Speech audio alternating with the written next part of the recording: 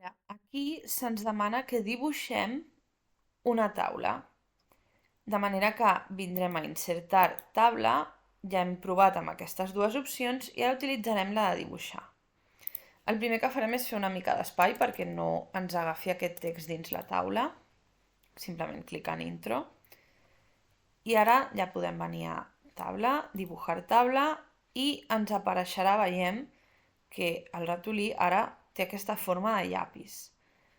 Bé, farem clic amb el botó esquerre del ratolí on volem començar la nostra taula i sense deixar de prémer arrossegarem fins que tingui una mida similar al que estem copiant. Ara, aquí dibuixarem les línies de la mateixa manera. Col·locarem a on volem que hi hagi la primera línia, arrosseguem, deixem anar. Aquí veiem que hi ha una altra, doncs la dibuixem de dalt a baix. Aquesta l'he fet doble sense voler, faig CTRL-Z, torno a fer-la. Aquí hi ha una que comença des d'aquí, aquí arriba fins aquí, això ho dividim en dos, i aquesta part d'aquí en 4, i aquí una línia més.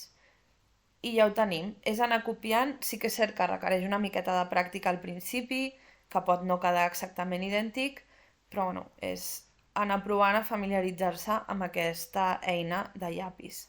Quan ja ho tenim, cliquem intro. I així ja tornem a tenir el ratolí normal.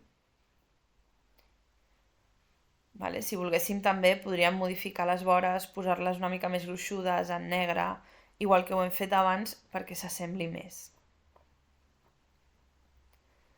Ara, aquí se'ns demana que convertim aquest text en una taula i tenim un text, vale, on sembla que hi ha una mena de llistat amb les coses separades en punts i comes. El primer que farem és seleccionar-lo. Una vegada el tenim seleccionat, venim a insertar i veurem que ara sí que se'ns ha habilitat aquesta opció de convertir texto en tabla. I cliquem i veurem que ja ens està triant que separarà el text en punts i comes i ens ha posat automàticament el número de columnes i de files que coincideix amb els registres que tenim, ja que tenim 1, 2, 3 coses aquí, per tant 3 columnes, i 1, 2, 3, 4, 5 aquí. 3 per 5. Podem modificar l'amplada de columna, que sigui fix, que sigui ajustat als continguts, que s'ajusti a la mida de la finestra, el que sigui, però sobretot aquí fixem-nos que estigui marcat puntos i comes, ja que és el que està separant els nostres elements. També podríem tenir els elements separats per pàrrafs, per tabulacions o per altre, com per exemple una coma, un guionet, un punt, el que sigui. Clicarem a acceptar i ja ens ha generat la taula.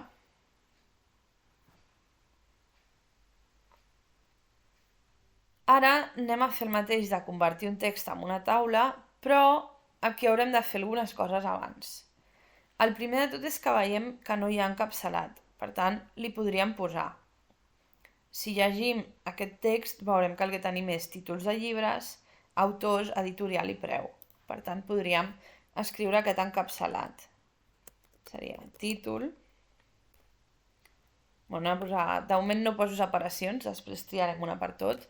Anem a posar títol, autor, editorial i preu. Aleshores, això d'aquí també el que farem és posar en majúscules la primera paraula o cada paraula, per donar-li un aspecte una mica millor, ja que estava tot en minúscules, i recordeu que aquí a inicio tenim aquesta opció que ens permet canviar-ho. I ara triarem amb què separar cada element. A dalt ho teníem en punt i comes, aquí podríem utilitzar el tabulador, per exemple, o podem utilitzar aquest símbol.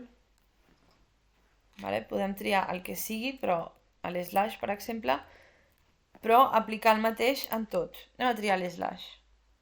I aniré posant aquí A l'slash, doncs, on acaba cada títol, cada autor, cada editorial, sí? Aquí hi ha el nom del llibre, l'autor, l'editorial i el preu, el nom del llibre, autor, editorial i preu, i aquí el mateix nom, autor, editorial i preu.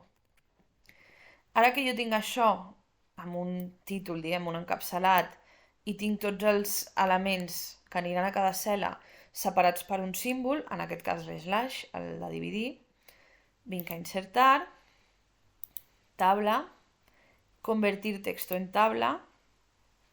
En aquest cas, per exemple, triaré autoajustar el contenido perquè es vegi la diferència. I important aquí, marcar otro i posar l'slash. Fixeu-vos que en el moment en què jo ho he fet és quan aquí m'ha reconegut que aleshores hi haurà 4 columnes i no una. Vale? Cliquem a acceptar i ja ho tenim. A més, en aquest cas se'ns demana que sigui quadrícula 4 o èmfasis 4. Això fa referència a l'estil de la taula.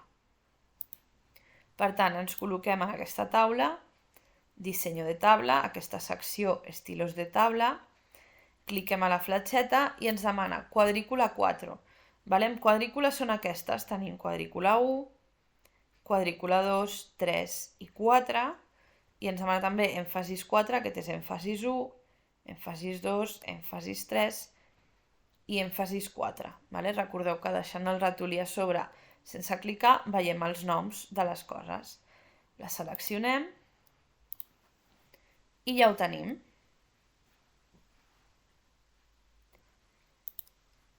I l'últim que se'ns demana és que inserim un full de càlcul d'Excel.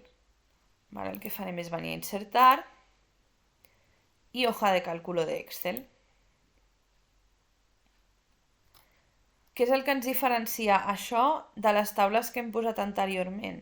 Doncs que aquí, com és un Excel, podem fer càlculs. Per exemple, si jo aquí poso 3 i aquí poso 6, aquí puc posar, doncs, això igual això més això, i m'ho calcula.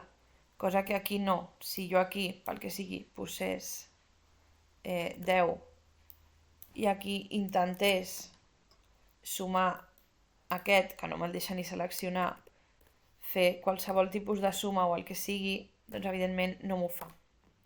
Vale? Cosa que aquí, al ser un full de càlcul d'Excel, si jo escric l'igual al davant, sí que em farà el càlcul que li demani. Bueno, m'he deixat la coma, però s'entén que evidentment ha fet la suma. Vale? 10 més 9,45.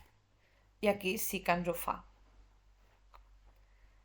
Vale? Amb això ja hem vist el més important, encara que sigui així breument, dels tipus de taules. L'únic que ens faltaria és les taules ràpides. És simplement triar, si volem utilitzar algun d'aquests models, seleccionar-lo i ja ens apareix i el personalitzem. Feu-m'ho saber si teniu algun dubte a comentaris o si hi ha alguna cosa que voleu que expliqui més i ho tindré en compte per propers vídeos.